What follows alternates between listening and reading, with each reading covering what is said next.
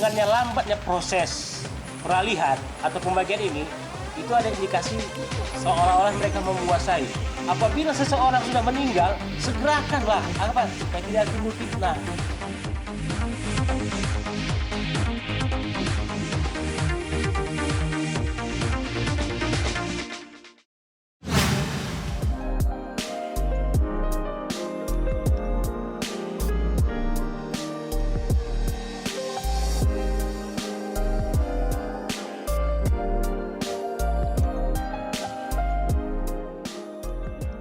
Sebenarnya kan ini persoalan harta peninggalan almarhum Dorce. Dan kita ketahui bahwasanya almarhum ini kan tidak mempunyai anak, hanya anak angkat. Jadi kita harus berdasarkan perspektif hukum bahwasanya ahli waris yang ditinggalkan itu adalah sedarah dulu. Dilihat apakah ada yang sedarah?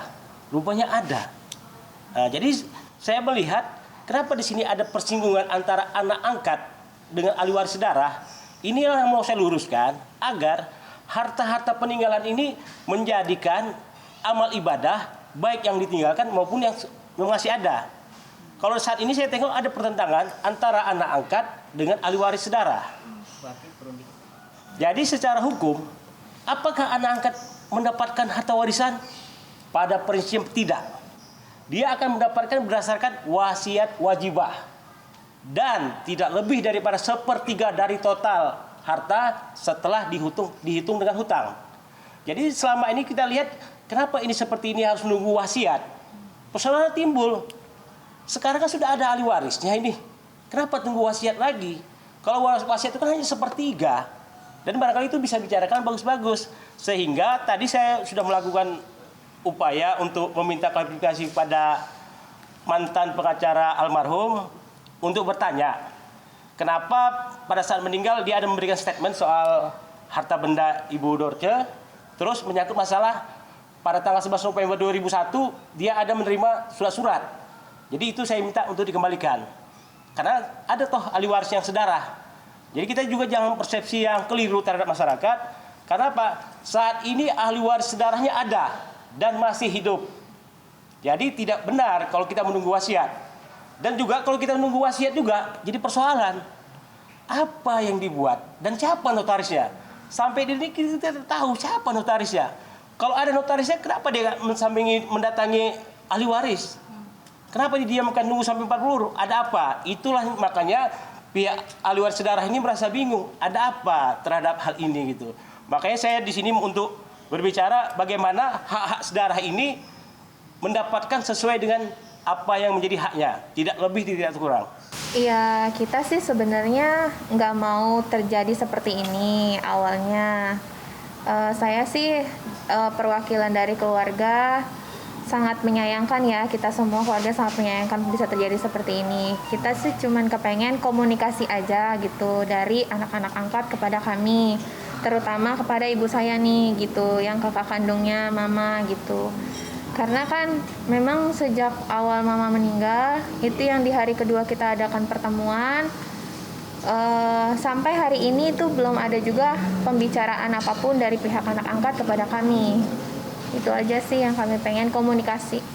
Oh enggak, sebenarnya kita bukan digarisbawahi aja, sebenarnya ini bukan perebutan ya. Teman-teman, mohon maaf sekali lagi untuk berita-berita di luar sana yang bilang kalau bahwasanya kita berebut harta antara saudara kandung dan anak angkat, itu tidak benar.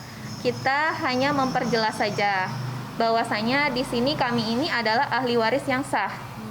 Itu. Jadi anak-anak angkat kan memang sudah memakai pengacara. Sejak awal kami tidak mau sebenarnya ada seperti ini, kita pengen ngomong baik-baik saja gitu. Cuman kan dari pihak anak angkat tidak ada komunikasinya sampai hari ini. Maka akhirnya terpaksa kami pun menunjuk abang untuk membantu kami itu supaya semuanya tuh jelas gitu. Jadi yang menjadi hak kami tolong berikan kepada kami, yang memang udah diberikan oleh mama kepada anak-anak ya sok silahkan, itu saja. Nah, Bang Tanjung, hak yang diberikan oleh Bunda Dorce yang bisa didapatkan apa aja? Itu sih saya kurang tahu ya. Kan menurut pengacaranya kan nanti sudah ada wasiat yang akan dibacakan di hari ke-40 katanya. Itu jadi kalau kita sih ya iyain aja lah gitu. Kalau emang dia mau nunggu 40 hari, ya ya udah. Ya karena itu balik lagi tadi, karena kan sampai hari ini belum ada komunikasi dari anak-anak ke kita. Dan semua apapun yang berhubungan dengan mama, mulai dari dokumen-dokumen penting mama, dan semua aset-aset mama itu dipegang sama pihak anak angkat. Sudah gitu mereka tidak ada komunikasi dengan kami gitu. Karena sampai hari ini pun ada beberapa teman-teman mama yang menagih hutang kepada kami di luar list. Untuk list sebelumnya, walaupun Tante Amel bilang katanya udah ada catatan dari mama juga, saya juga sebenarnya punya sih catatan dari mama. Hutang waktu mama masih ada, mama juga sempat bilang ini beberapa hutang-hutang mama, nanti kalau mama nggak ada tolong dibayarkan gitu. Tapi sampai hari ini masih ada beberapa rekan-rekan teman-temannya mama yang menagihkan hutang kepada kami, itu di luar dari list itu gitu loh. Makanya kan kami juga butuh abang yang paham hukum, bagaimana ini kita bisa menyelesaikan, karena kan kita sih mikirin kasihan mama aja gitu, karena dalam menurut Islam segala bentuk urusan di dunia itu kalau orang sudah tidak ada kan harus kita segerakan gitu supaya mamanya tenang. Dari teman mama pun yang menghubungi kami sudah bilang coba dikonfirmasikan kepada anak angkat, karena semua apapun yang berhubungan dengan mama, mulai dari dokumen, aset-aset semua dipegang sama anak-anak angkat gitu. Bukannya kami tidak mau membayarkan, cuman kan nilainya tidak sedikit gitu. Nilainya banyak, sementara semua aset-aset mama dipegang sama pihak anak angkat. Dan anak angkat itu tidak ada komunikasi dengan kami. Jadi kami coba untuk coba dikomunikasikan dengan pihak anak-anak. Mereka bilang anak-anak udah menjawab dan ada perencanaan mau jual aset. Sebenarnya sih itulah ya, kalau kita kan namanya ini orang tua, ibu saya ini orang tua, kita kan kepengennya, mereka kan anak-anak. Iya, ini ibu saya ini kakak kandung dari Ibu Dorce, seibu sebapak. Ada juga satu lagi yang masih hidup abangnya, sekarang udah di Padang, udah pulang. Kemudian ada juga abangnya, cuman udah almarhum, tapi kan ada anak-anaknya. Jadi kita tuh maunya mereka komunikasi gitu, permisi atau bagaimana gitu, menanyakan tentang hal apapun lah gitu kan kepada ibu saya. Tapi di sini mereka tidak ada komunikasi itu gitu. Justru kami yang selalu menanyakan kepada mereka ini bagaimana gitu. Jadi ya komunikasi dari mereka ke kita tidak ada, tapi kita terus yang menanyakan kepada mereka gitu kan, seharusnya tidak seperti itu. Terakhir pokoknya anaknya itu bilang pokoknya kalau ada segala sesuatu apapun itu yang berhubungan dengan mama, kita harus komunikasi melalui Tante Amel, pengacaranya gitu. Kita bingung juga di sini kenapa setiap apa-apa harus ke Tante Amel gitu kan. Dan Tante Amel juga selalu bilang katanya ya kalau ada apa-apa tanya ke saya supaya karena anak-anak itu di bawah naungan saya, bilangnya gitu kan. Sementara kita kan harusnya kan dari anak-anak yang nanya ke kita. Ya kalau kita sih dari awal kepengennya baik-baik saja, kekeluargaan saja, komunikasikan saja dengan kami. Tidak kepengen kayak gini, cuman karena ini sudah terlanjur berjalan seperti ini, ya kalau saya apalagi sudah ada abang yang mendampingi kami, kita ikutin aja sesuai dengan alurnya aja. Pernyataan dari Ibu Emel menyatakan itu sudah ada wasiat kan gitu, sudah di tangan notaris. Tentu kita belum tahu siapa notarisnya dan tidak pernah jumpa dengan kita. Yang kami sanksikan begini, menunggu 40 hari ini dasarnya apa? Kalau bisa ada persoalan menyangkut harta warisan, mohon disegerakan. Jangan sampai menunggu 40 hari, karena dasar hukumnya tidak ada. Nah, jadi di sini kalau ahli waris sedarah ini sebenarnya tidak merasa takut. Kenapa? Kalau hak tetap hak kan gitu kan. Jadi apa tindakan daripada email ini kami sanksikan.